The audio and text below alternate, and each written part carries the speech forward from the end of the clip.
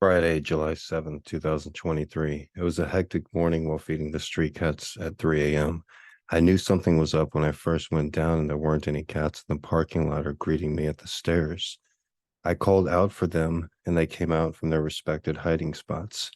And then I led them to the feeding spot and started feeding. But 5 minutes later, a black four-door Audi stopped in the middle of the street and a crazy lady yelled at me for feeding the cats. I put my camera on her and I put my light on her, and she jumps out of her car totally irate, probably on drugs, yelling at the top of her lungs at a complete stranger on the street at 4 a.m. I see a few porch lights come on and people are awoken from her behavior. She screams that the cats are shitting on her car. I had never seen her before in my life, so she must come from the yellow apartments across the street, where it's basically a requirement to be a convicted felon. The apartments across the street are one of the only apartments in Honolulu that actually takes convicted felons. At least my apartment does background checks, at least they're supposed to, on the people that actually are supposed to live here. So this lady starts yelling and actually scaring the cats. She gets out and starts chasing them around. She says on camera that she intends to poison my sweet little cat colony babies. I've been doing this over 4 years. And if someone has that kind of visceral reaction to a stranger feeding cats, then the problem is 100% them and really has nothing to do with the cats.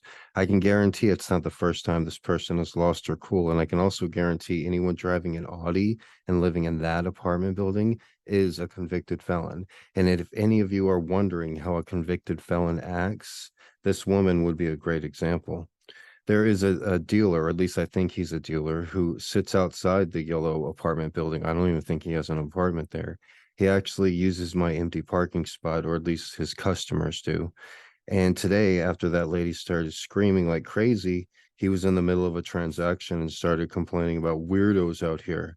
I straight up told him, "You better not be talking about me, calling me a weirdo. I've been doing this every day at this time for 4 years. I actually have an apartment there," and pointed to my blue apartment building. And him or the customer didn't say anything and continued with their transaction.